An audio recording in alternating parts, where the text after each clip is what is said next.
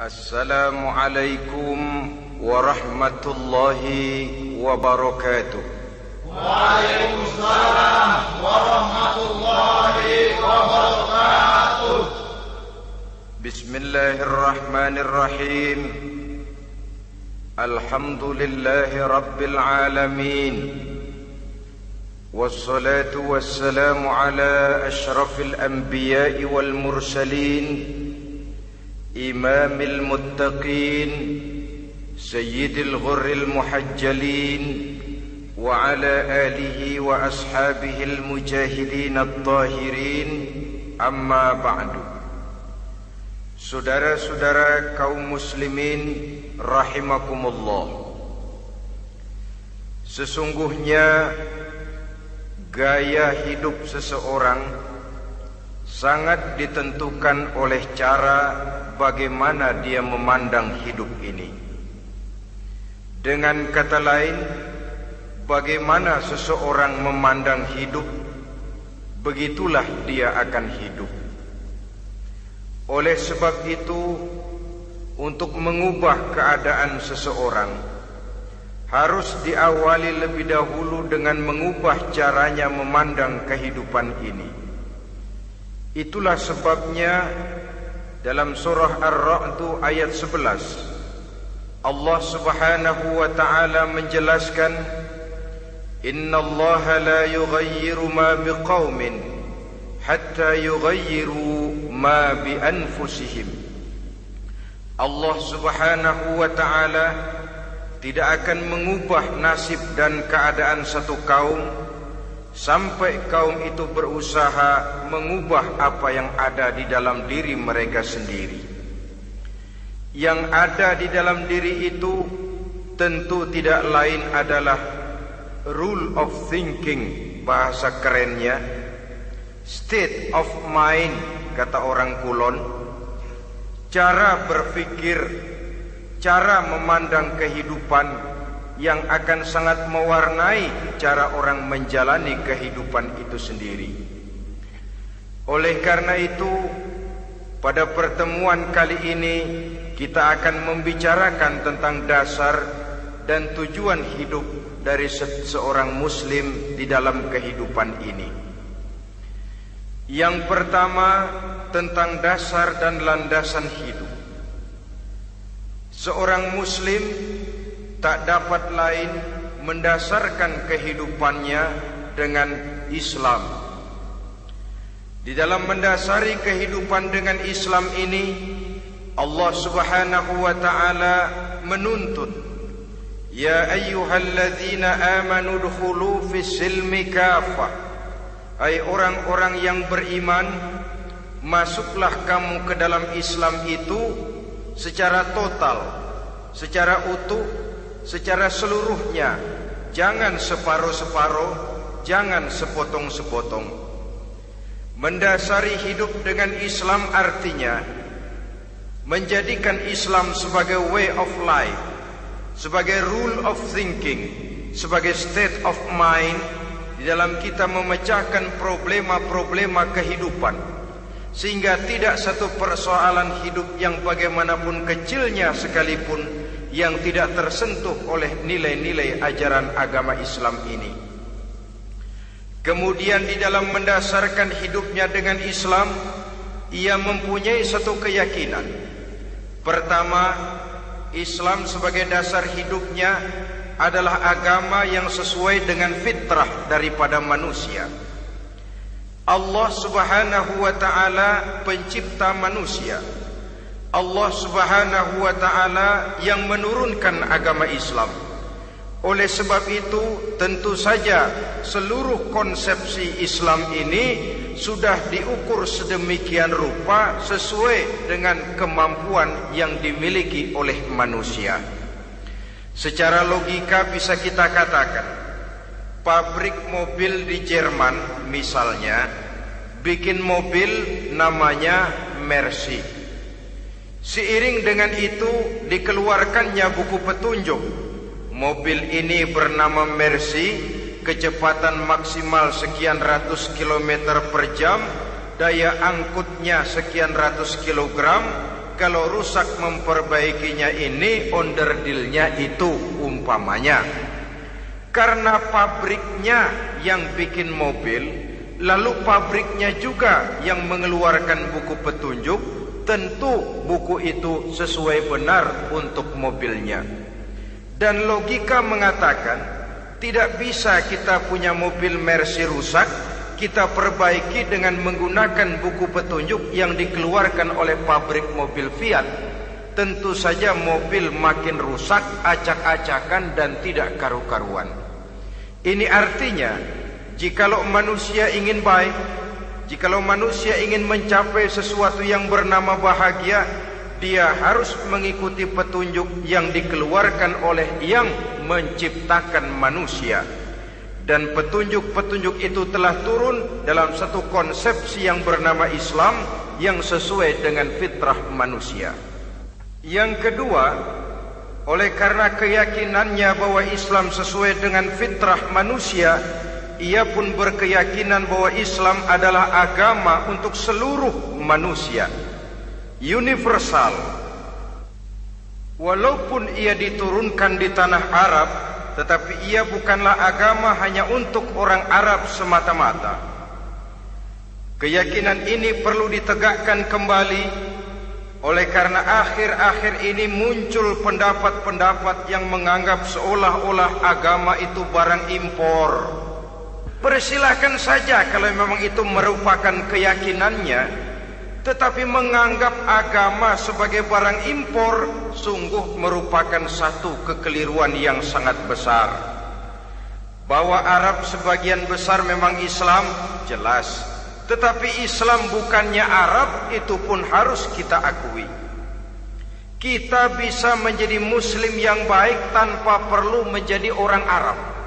Dengan kata lain, kita bisa menjadi Muslim yang baik dengan tetap menjadi warga negara Indonesia yang baik. Bahwa Al-Quran diturunkan dalam bahasa Arab oleh karena memang ia turun di tanah Arab. Buktinya apa? Walaupun Quran dalam bahasa Arab, tidak satu pun ayat Quran yang ditujukan kepada orang Arab semata-mata. Tidak ada ayat ya ayyuhal arabiyun, hai orang-orang Arab. Tidak ada. Yang ada malah ya ayyuhan nas, wahai manusia. Manusia yang mana? Yang mana saja asal merasa manusia. Kalau tidak merasa manusia, tidak usah terpanggil dengan ayat tadi. Maka dalam mendasari hidup dengan Islam, kita berkeyakinan Islam adalah agama untuk seluruh manusia. Yang ketiga, di dalam mendasari hidup dengan Islam, kita berkeyakinan Islam adalah agama terakhir yang diturunkan kepada Rasul terakhir. Tidak ada Rasul dan Nabi sesudah Nabi Muhammad, dan tidak ada agama lagi sesudah agama Islam. Dasar-dasar keyakinan ini melembaga dalam pribadi kita, membentuk satu keyakinan yang mendasari kehidupan ini, sehingga tidak satu problema yang bagaimanapun kecilnya dalam kehidupan yang tidak tersentuh oleh nilai-nilai Islam. Sejak kita tidur sampai kita bangun tidur, bahkan tidur itu sendiri, dan seluruh kegiatan kehidupan yang kita laksanakan dalam 24 jam, tidak satu pun yang tidak tersentuh oleh nilai-nilai Islam. Inilah pandangan hidup Muslim. Jawaban seorang Muslim terhadap problema-problema kehidupan yang dihadapinya, yang di dalam menjawab problema itu ia Islam oriented, berorientasi kepada nilai-nilai Islam. Apa kata Islam tentang pekerjaan yang dihadapinya? Halal kata Islam, halalah dia katakan. Haram kata Islam, haram dia katakan. Islam oriented. Barometer dalam perbuatannya tidak lain daripada nilai-nilai Islam itu sendiri. Dan kemudian di dalam mendasari kehidupan dengan Islam, ia berkeyakinan Islam adalah satu-satunya agama yang benar.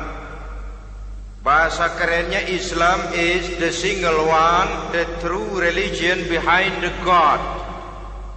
Satu-satunya.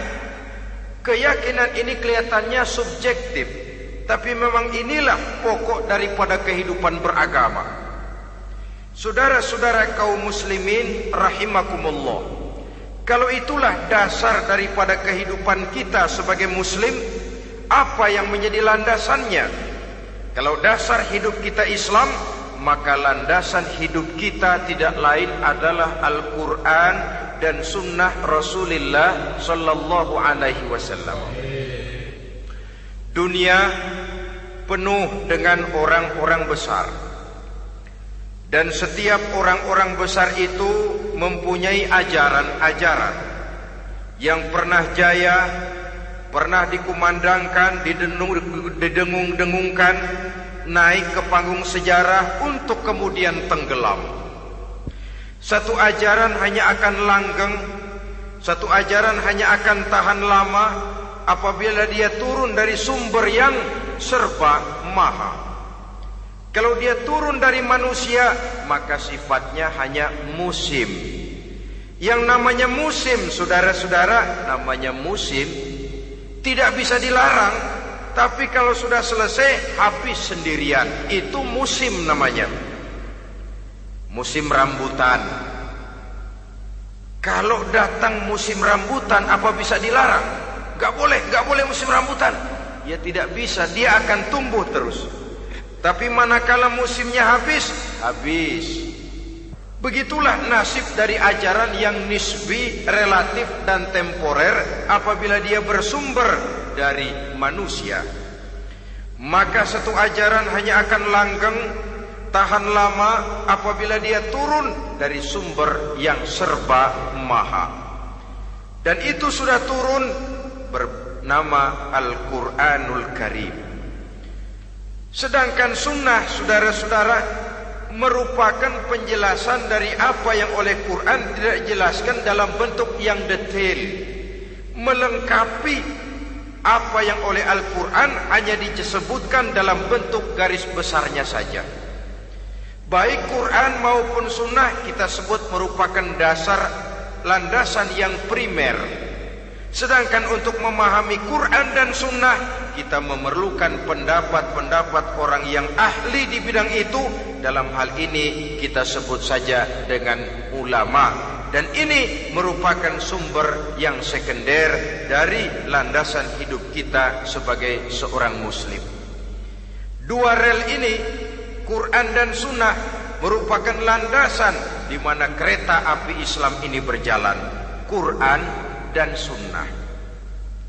Saudara-saudara kaum muslimin rahimakumullah, oleh karenanya marilah kita menjadikan Quran dan sunnah ini sebagai imam di dalam kehidupan kita. Bukankah Rasulullah sallallahu alaihi wasallam pernah memberikan pilihan, man ja'alal Qur'ana amamahu qadahu ilal jannah wa man ja'alal Qur'ana khalfahu saqahu ilan nar. Siapa yang meletakkan Quran di depannya, dijadikannya Quran sebagai imam dan dia sebagai makmum, maka Al-Quran akan membimbing dia ke surga. Ya, surga di dunia ini, lebih-lebih lagi surga di akhirat nanti. Sebaliknya, wa man ja'alal Qur'ana khalfahu, siapa yang meletakkan Quran di belakangnya, dia belakangi ajaran dan konsepsi Al-Quran, dia tinggalkan perintah-perintah Al-Quran, maka Al-Quran yang dibelakanginya itu akan mendorong dia ke neraka. Neraka dunia, lebih-lebih neraka di akhirat nanti. Pilihan terserah kita. Jikalau kita mau menjadikan Quran sebagai imam, artinya kita menjadi makmum. Resikonya dimanapun, makmum wajib ikut imam. Imam takbir, makmum takbir, imam ruku, makmum ruku, imam i'tidal, makmum i'tidal. Jikalau Quran imam kita dan kita adalah makmum, maka itu berarti jikalau ke barat komando Quran, ke barat kita pergi. Jikalau ke timur kata Quran, ke timur kita menuju. Jikalau halal kata Quran halal kita katakan, jikalau haram kata Quran haram kita ucapkan. Itu resikonya kita menjadi makmum, menyusun pola hidup yang lebih Qurani. Tapi sebaliknya, ke barat komando Quran, ke timur kita pergi, ke utara kata Quran, ke selatan kita menuju. Halal kata Quran malah kita tidak mau melaksanakannya. Haram kata Quran kita senang bukan main. Artinya kita mau menjadi makmum, dan Quran kita jadikan sebagai makmum, kita sendiri malah mau menjadi imam. Kita paksa konsepsi Al-Quran itu supaya sesuai dengan naluri kemanusiaan kita, mengotak-atik hukum, menghalalkan yang haram, mengharamkan yang halal. Dikala itu landasan hidup kita sudah goyah, tidak lagi sebagai landasan tempat kita bertolak, tetapi malah menjadi satu landasan yang kita injak-injak.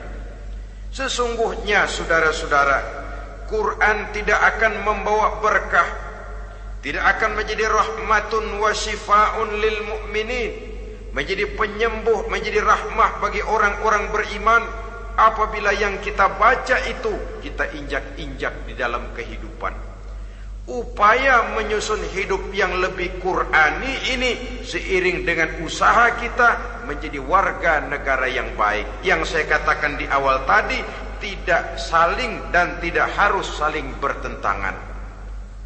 Jadi dengan demikian, dasar hidup kita sebagai muslim adalah Islam, dan landasan hidup kita tidak lain adalah Al-Quran dan sunnah Rasulullah sallallahu alaihi wasallam.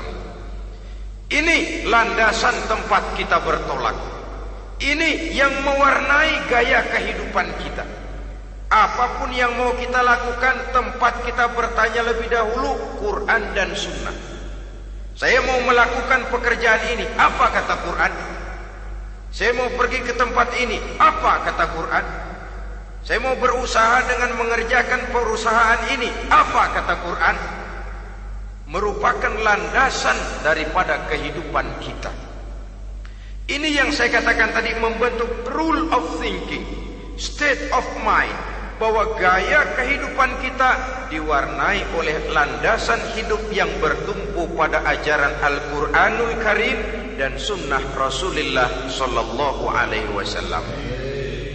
Baiklah ya, ini yang pertama tentang dasar dan landasan hidup. Yang kedua tentang tujuan hidup. Kalau sudah ada landasan tempat kita bertolak, lalu kemana pantai yang akan kita tuju? Mau apa sih kita hidup ini? Berleha-leha, menjalani acara rutin, bangun tidur sampai tidur lagi, kemudian besok begitu lagi, sampai menunggu datangnya sang ajal? Atau ada satu tujuan yang akan kita capai di dalam kehidupan ini?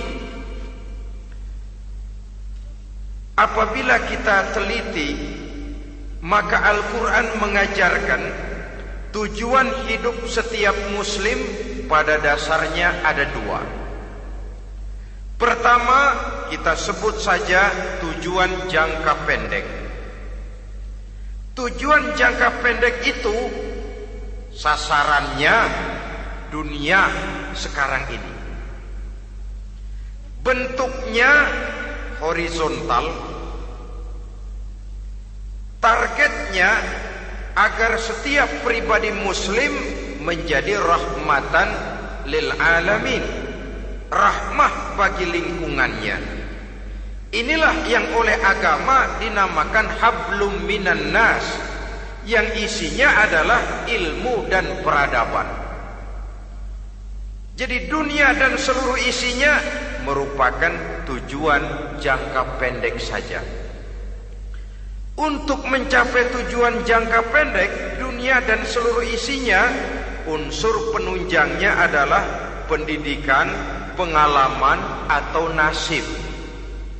Makin tinggi pendidikan, makin mudah menjangkau hidup. Makin banyak pengalaman, makin mudah menguasai dunia. Atau karena faktor nasib, pendidikannya tidak seberapa, pengalaman pun kadang-kadang dangkal, tapi karena nasibnya lagi hoki, kata orang sekarang, nasibnya lagi bagus, dia naik ke panggung memegang peranan. Faktor yang namanya nasib ini ada, tapi tidak bisa dijadikan sandaran. Untuk menjangkau dunia dan seluruh isinya, unsur penunjangnya pertama pendidikan, yang kedua pengalaman, yang ketiga faktor nasib. Oleh karena itu, apabila kita ingin mudah mencapai dunia, yang pertama harus kita laksanakan bagaimana menempuh satu pendidikan. Di zaman sekarang orang terangsang untuk hidup dalam pola yang oleh orang-orang priangan disebut hardolin. Saudara tahu hardolin? Itu potongan dari dahar modal ulin. Filsafat hidup yang pakaian mau bagus, makan mau enak, kerja nggak mau. Akhirnya jadilah dia penghayal kelas berat, tukang-tukang lamun kelas tinggi. Tiap hari kegiatannya ya cuma tidak terlepas dari tiga kriteria itu, hardolin. Pokoknya kalau sudah dahar modal ulin, besok ya begitu lagi, pola dari dimana orang pakaian mau bagus, makan mau senang, duit mau punya, kerja tidak mau. Kadang-kadang mau kerja tapi tidak tahu apa yang harus dikerjakan, ditambah oleh sempitnya lapangan pekerjaan. Tidak tahu apa yang harus dikerjakan, dilatar belakangi oleh tidak adanya pendidikan yang dia terima, sehingga mau kerja apa lalu bingung. Oleh karena itu, terutama buat adik-adik remaja, para pemuda, saya berpesan untuk menjangkau dunia, yang pertama harus kita jalani bagaimana membina diri, mendidik. Taruh kata drop out, putus sekolah, tapi drop out bukan halangan bagi tumbuhnya cita-cita yang mulia. Bahkan ada orang bilang many a great man starts as a newspaper boy. Banyak orang-orang besar yang memulai pekerjaannya dagang koran. Putus sekolah bukan merupakan halangan bagi tumbuhnya cita-cita yang mulia. Dan tidak sedikit orang-orang besar yang tidak keluaran perguruan tinggi. Tidak sedikit orang-orang besar yang tidak merupakan produk dari perguruan tinggi tertentu, tapi kerajinannya belajar, banyak membaca, banyak bergaul, autodidak. Syukur kalau masih bisa menempuh pendidikan yang formal. Kekurangan ekonomi, kemiskinan keluarga jangan menjadi penghalang bagi tumbuhnya cita-cita yang tinggi untuk menempuh karier pendidikan yang baik. Ini memang pahit, tapi bagaimanapun kata orang, lebih baik makan singkong beneran daripada makan roti ngimpi. Artinya jikalau memang perlu, lebih baik sekolah sambil dagang koran, nyemir sepatu, parkir mobil, daripada hardolin itu tadi. Tanpa prospek hari depan yang ada artinya. Dan pendidikan memang merupakan sesuatu yang pahit, tapi tanpa ini rasanya kita akan sulit untuk menjangkau dunia, tersisih di pojok-pojok kehidupan. Jangan lalu bilang, manusia kan rezekinya sudah dijamin oleh Allah, ayam saja ada rezekinya. Of course. Tapi jangan lupa, cara ayam cari rezeki dengan cara manusia cari rezeki lain. Kalau ayam cari rezeki dari tahun atu, modalnya cuma ceker sama patok. Kalau ayam mah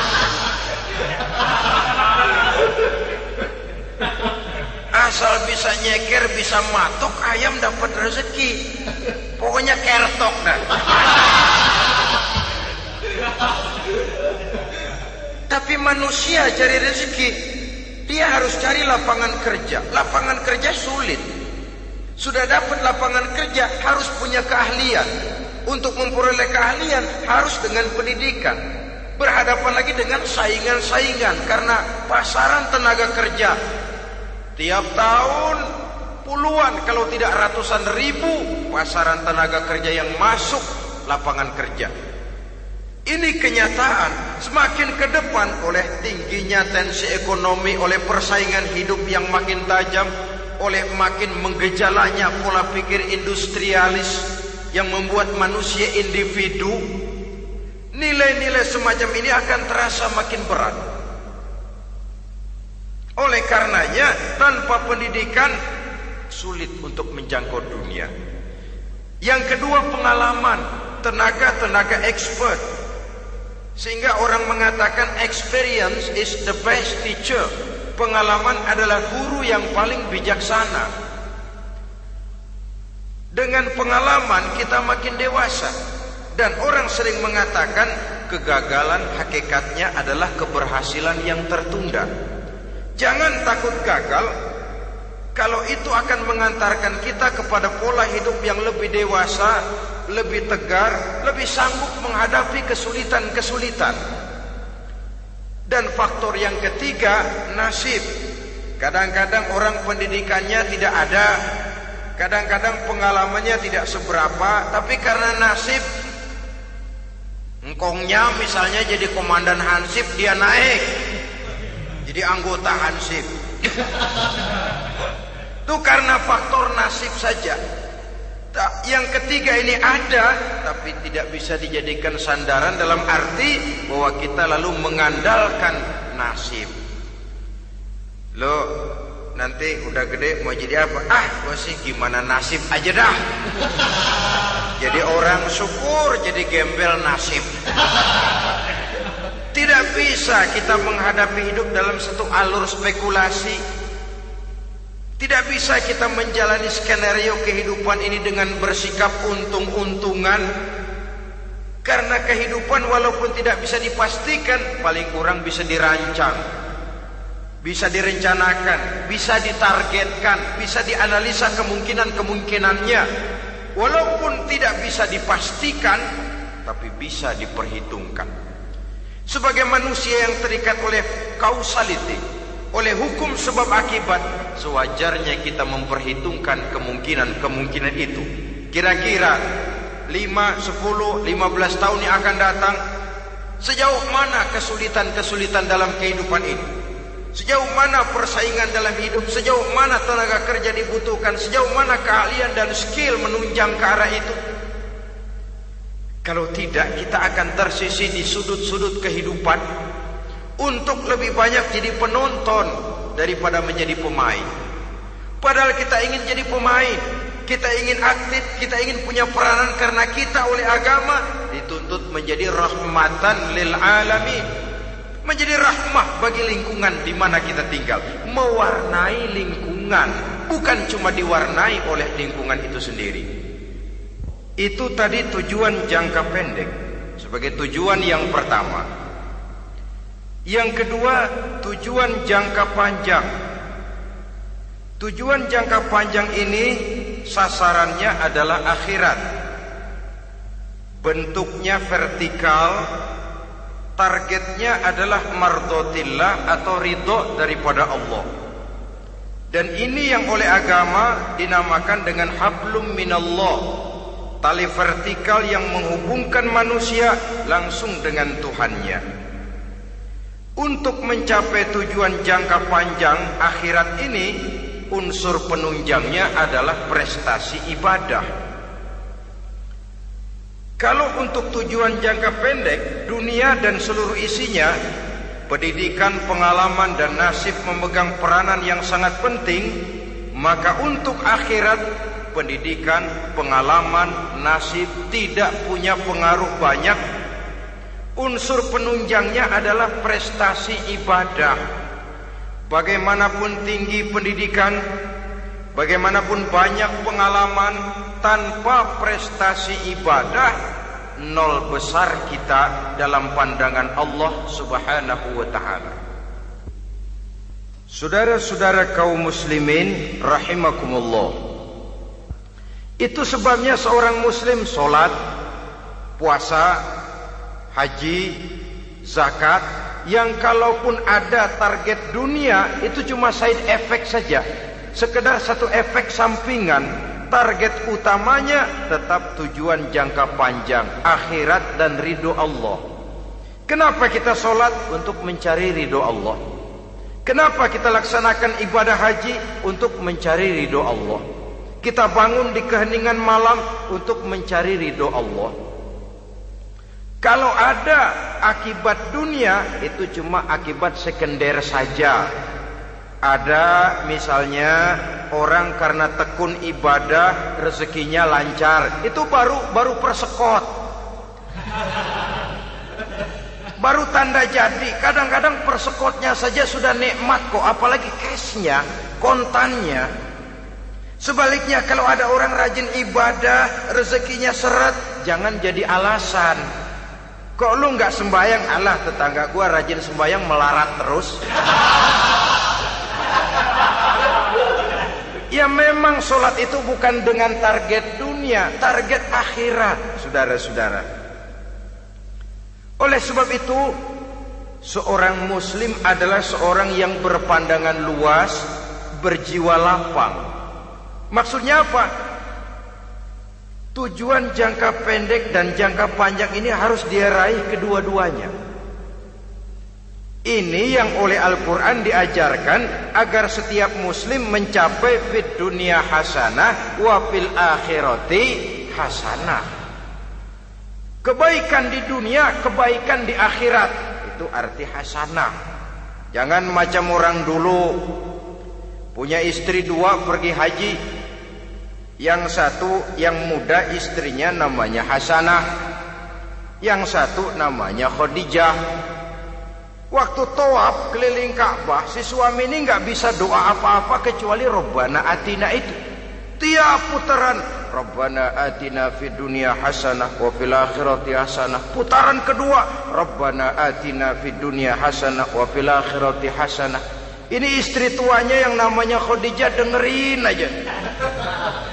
Akhirnya di satu saat dia colek suaminya, "Bang, mentang-mentang Hasanah bini muda disebutin melulu. Saya dong disebutin dalam doa." "Iya dah, ntar putaran selanjutnya." Suaminya blow on juga. Putaran kedua dia baca Rabbana Atina fid dunya hasanah wa fil akhirati Khadijah.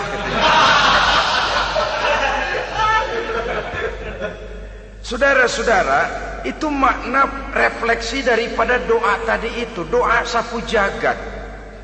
Kita ingin fid dunya hasanah wa fil akhirati hasanah. Tujuan jangka pendek dunia tercapai, tujuan jangka panjang akhirat dan ridho Allah juga tergapai. Oleh sebab itu Al-Quran menjelaskan, wabtaghi fima atakallahu ad-daral akhirah wala tansa nasibaka minad dunya. Dengan karunia yang diberikan Allah kepadamu, carilah bahagia akhirat. Wala tansa nasibaka minad dunya, tetapi jangan lupakan bagianmu dalam kehidupan di dunia ini. Cari akhirat, utamakan akhirat dengan tidak usah melupakan jatahmu di dunia. Kenapa saya katakan seorang muslim berjiwa besar? Sebab andai kata dia gagal mencapai tujuan jangka pendek, andai kata dia gagal di dunia, dan dia oleh Islam diajarkan jangan sampai gagal, tapi andai kata dia gagal, dia masih punya tujuan jangka panjang, akhirat dan ridho Allah. Dia masih bisa menghibur diri, biarlah di dunia kita sederhana, bahkan biarlah susah di dunia, asal di akhirat kita bahagia. Orang yang tidak punya pandangan hidup semacam ini, surgalah dunia ini, segalanya telah tertumpu di sini. Bila umurnya selesai, ajalnya datang, selesai sudah, surganya sampai di situ, dan dia tidak punya pengharapan lain di belakang itu. Maka seluruhnya bertumpu pada kehidupan di dunia. Padahal dunia seperti air laut, makin diminum makin haus, makin kering tenggorokan. Dunia yang diperturutkan menyeret manusia ke dalam lingkaran setan, terjebak dalam sifat yang namanya tamak bin rakus alias serakah.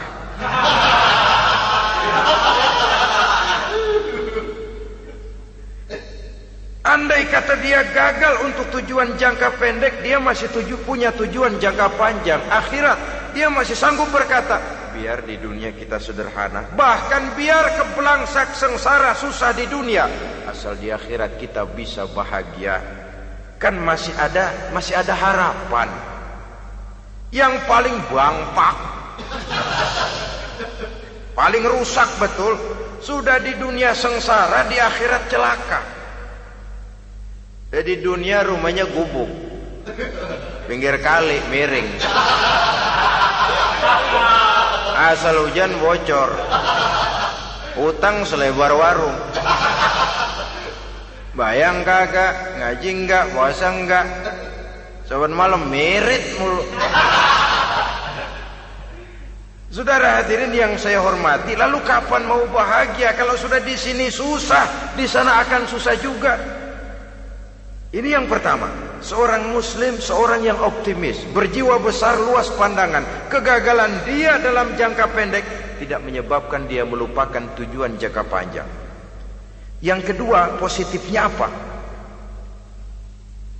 Cara dia mencapai tujuan jangka pendek diwarnai oleh keyakinan adanya tujuan jangka panjang. Dia memang benar cari harta, tapi karena dia yakin ada akhirat, Allah ridho apa tidak? Ini positifnya. Saya memang cari duit, tapi dengan cara ini Allah ridho apa tidak? Saya memang ingin berpakaian yang rapi, tapi dengan tidak menutup aurat begini, Allah ridho atau tidak? Saya memang bergaul menghormati teman, tapi terjebak dalam minuman keras karena menghormati teman, Allah ridho apa tidak? Ini orang yang punya tujuan jangka panjang. Segalanya diberikan bingkai dengan pertanyaan, Allah ridho atau tidak?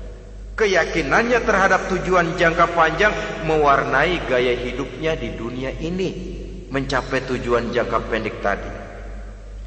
Mau minum, Allah ridho apa enggak ini? Mau makan, yang saya makan Allah ridho apa enggak ini?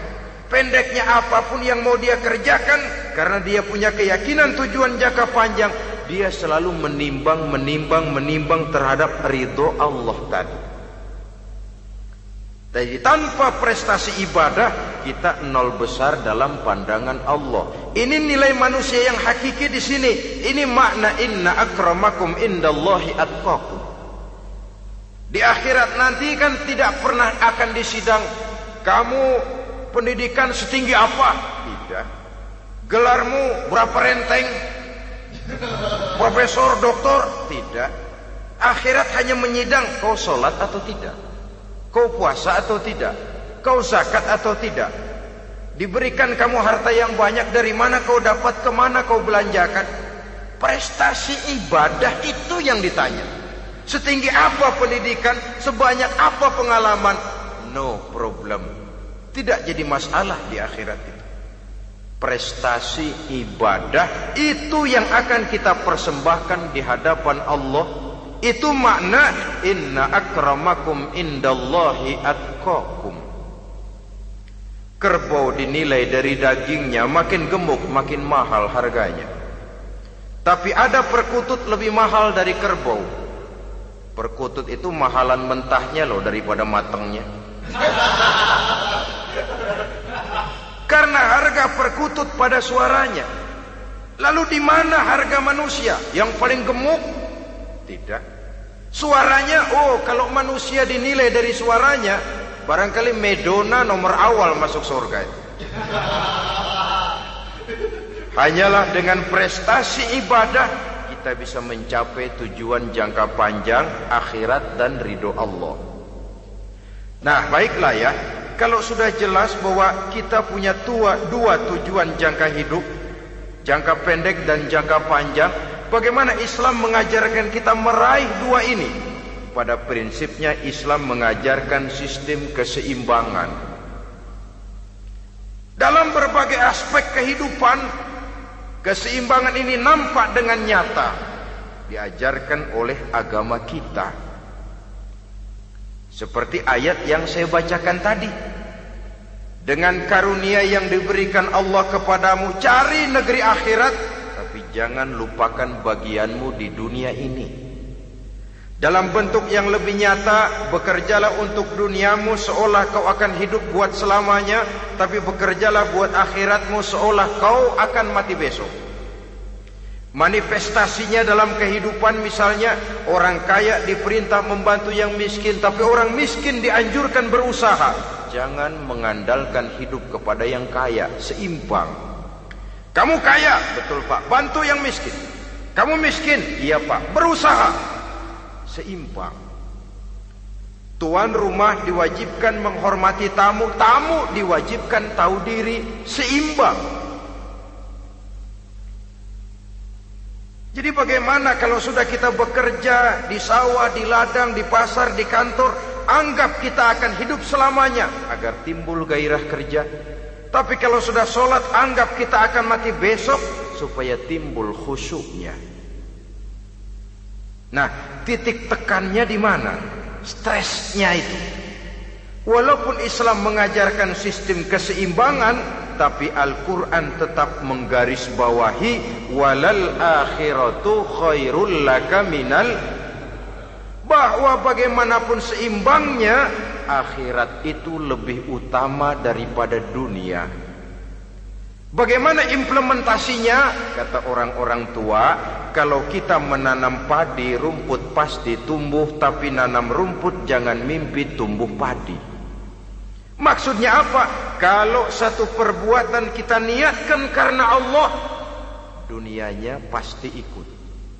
Tapi kalau satu perbuatan diniatkan karena dunia semata-mata, akhirat akan hilang. Sebab itu, biasakanlah berbuat sesuatu baik untuk tujuan jangka pendek, lebih-lebih untuk tujuan jangka panjang, dengan motif lillahi ta'ala. Jadi saya ulangi, satu perbuatan kalau sudah diniatkan karena Allah, dunia biasanya ikut. Tapi kalau diniatkan karena dunia semata-mata, akhirat akan luput. Padahal itu titik tekannya, walal akhiratu khairul laka minal ula. Saudara-saudara kaum muslimin rahimakumullah, ini tujuan hidup.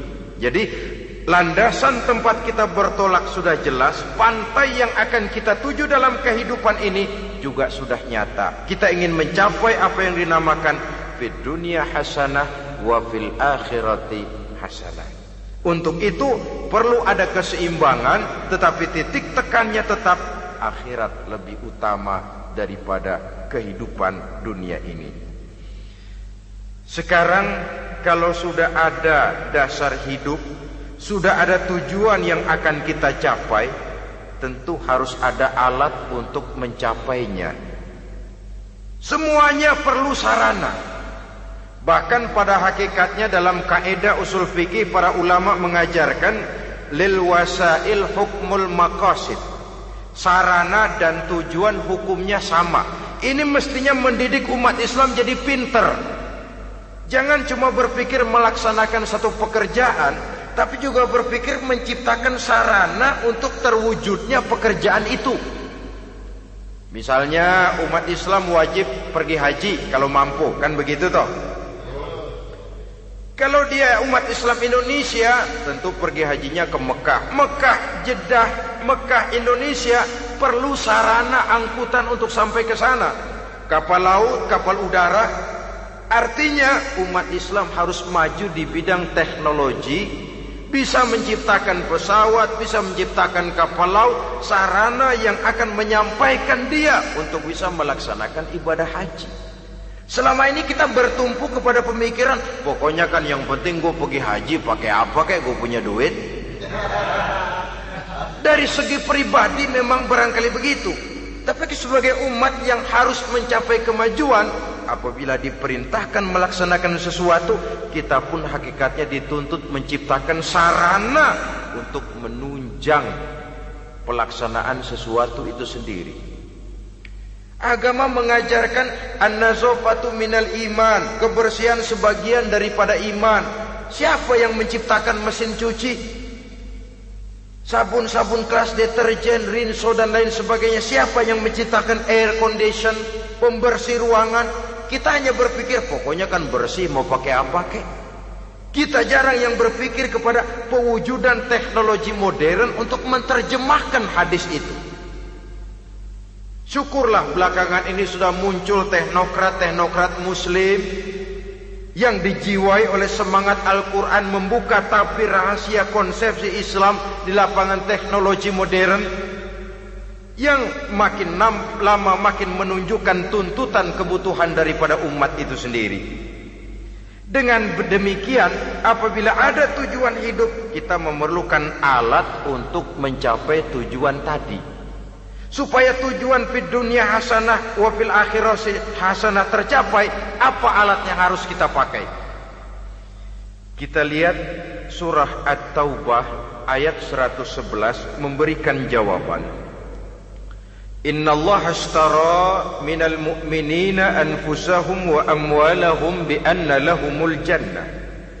Sesungguhnya Allah telah membeli dari orang-orang beriman diri mereka, harta mereka, bahwa sesungguhnya bagi mereka adalah surga. Coba kita simak ayat ini sejenak, akan nampak dengan jelas bahwa ayat ini hakikatnya merupakan satu transaksi yang nyata benar antara kita dengan Allah. Transaksi jual beli sudah terjadi, dan itu langsung dengan Allah, tertuang dalam pernyataan Quran. Pembeli Allah, penjual kita orang-orang beriman. Dagangannya adalah anfus dan amwal, harganya adalah surga. Itu sudah tanda tangan pernyataan kita siap jual beli ya Allah. Apalagi baiat kita apa? Inna solati wa nusuki wa mahyaya wa mamati lillahi rabbil alamin. Solatku, ibadahku, hidup dan matiku cuma untuk Allah Tuhan seru sekalian alam. Minimalnya 5 kali sehari semalam baiat ini kita ulang dan kita ulang. Kenapa lalu kita tidak konsekuen? Dalam konteksnya dengan persoalan, maka alat hidup kita itu ada 2. Pertama, anfus. Ini bentuk mufrad dari jamaknya, bentuk jamak dari mufrad nafsun. Biasa diterjemahkan dengan diri. Yang dimaksud dengan diri adalah kepribadian. Yang dimaksud dengan kepribadian ialah kekayaan yang kita miliki dalam kepribadian kita. Artinya bisa tenaga, pikiran, konsep, gagasan, wewenang, ide, pangkat, jabatan, kemampuan, keahlian, skill, itu semuanya masuk ke dalam anfus, diri. Sedangkan amwal bentuk jamak dari mufrad malun, biasa diterjemahkan dengan harta. Pengertian di sini ialah seluruh bentuk-bentuk materi yang berada di bawah kekuasaan kita. Bisa rumah, bisa uang, bisa tanah, bisa kebun, bisa pabrik, bisa peternakan. Itu semuanya amwal. Nah, baik anfus maupun amwal, diri, tenaga kek, pikiran kek, harta kek, pangkat kek, jabatan kek, wewenang kek, keahlian kek, untuk tujuan jangka pendek harus jadi rahmah bagi lingkungan. Untuk tujuan jangka panjang harus menunjang jalan menuju ridho Allah.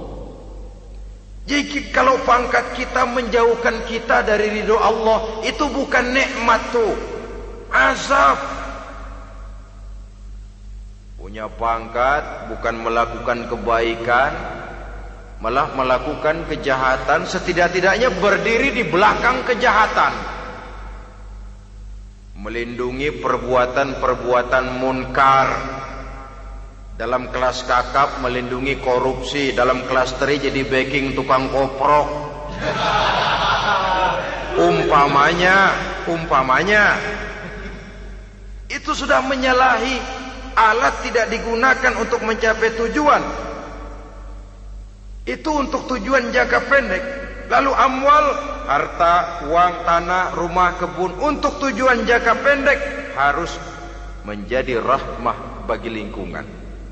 Sedang untuk tujuan jangka panjang, baik diri maupun harta harus menunjang jalan menuju ridho Allah, harus meningkatkan prestasi ibadah kita kepada Allah Subhanahu wa ta'ala. Malah yang namanya amwal ini tanggung jawabnya lebih berat loh saudara. Kalau saudara diberikan ilmu, sidang akhirat cuma satu. Ilmumu kau amalkan untuk apa? Saudara diberikan umur panjang, pengadilan akhirat cuma bertanya satu, umurmu kau habiskan di mana? Tapi saudara diberikan harta, pertanyaan akhirat dua, hartamu kau dapat dari mana? Kau belanjakan kemana? Dari mananya dan kemananya ditanya, depan belakang. Kadang-kadang kan ada orang hartanya didapat dari jalan yang halal, dibelanjakan di jalan haram. Kerja peras keringat banting tulang setengah mati, begitu dapat duit beli buntutan, muter-muter kertas cari kode. Didapat dari jalan halal, dibelanjakan di jalan haram. Atau didapat dari cara yang haram, dibelanjakan di jalan yang baik. Menang judi, nyumbang pesantren. Nabi mengajarkan innallaha thayyibun la yaqbalu illa thayyib. Allah itu baik dan hanya menerima yang baik-baik saja. Tidak bisa mencuci kain dengan air najis. Kain akan tetap kotor. Saudara-saudara kaum muslimin rahimakumullah. Oleh karenanya masalahnya terpulang kepada kita, pandai-pandailah membagi orientasi. Suatu saat tenggelam kita dalam kesibukan dunia dan seluruh isinya untuk mencapai tujuan jangka pendek. Lain saat tenggelam kita memfanakan diri untuk mencapai tujuan jangka panjang, akhirat dan ridho Allah. Karena kehidupan ini bukan berjalan tanpa batas. Umur ini bukan satu karunia tanpa pertanggungan jawab. Satu saat setuju atau tidak, rela atau terpaksa, kita akan sampai kepada garis finish daripada perjalanan kehidupan dunia ini, yang memang merupakan satu perjalanan panjang, a walking tall. Kata orang Kulon, a walking tall, satu jalan yang demikian jauhnya. Entoh kita akan sampai ke garis finish. Bila datang ajal, senja kehidupan datang, malam menyelimuti. Datangnya tidak pernah kita sangka, tapi sekali dia datang, tidak satu kekuatan yang bisa menolak. Kehadirannya tidak pernah kita harapkan, tapi satu kali dia datang bertamu, pasti terjadi. Dan itu pasti akan kita temui. Alangkah malangnya pada saat kembali itu datang, kita tidak punya prestasi ibadah. Lalu apa artinya prestasi dunia? Apa artinya tujuan jangka pendek kalau kita harus kehilangan tujuan jangka panjang? Rumah kita yang besar, pangkat kita yang tinggi, harta kita yang banyak, bisakah menolong kita untuk kalau sudah kumpul di padang mahsyar nanti? Malaikat, jangan gebugin saya, rumah saya harga 2 miliar.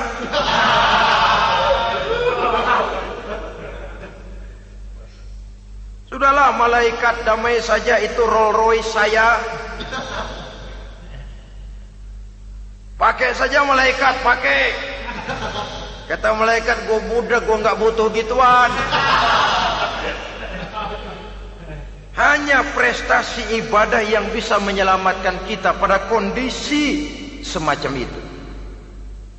Jadi oleh karena itu saudara-saudara, biar di dunia ini rumah kita besar, mobil bagus, uang banyak, pabrik ada, usaha lancar, asal di akhirat masuk surga aja. Gak apa-apa. Daripada di dunia sengsara, di akhirat neraka, senangnya kapan? Sudah di sini sengsara, di sana kebelangsak. Itu yang orang-orang tua bilang lacur kuda namanya. pelan dipecut, kenceng digentak, setengah mati, serba salah. Kuda kalau bisa ngomong, gue setengah mati, serba salah. Pelan dipecut, kekencengan ditarik, itu yang namanya lacur kuda begitu. Serba salah posisinya. Untuk itu pandai-pandailah membagi orientasi supaya tercapai tujuan ideal ini, fid dunya hasanah wa fil akhirati hasanah. Ini tentang tujuan hidup. Nah, untuk mencapai tujuan ini kita tidak berjalan sendiri. Kita perlu teman hidup. Di samping teman hidup ada pula lawan hidup.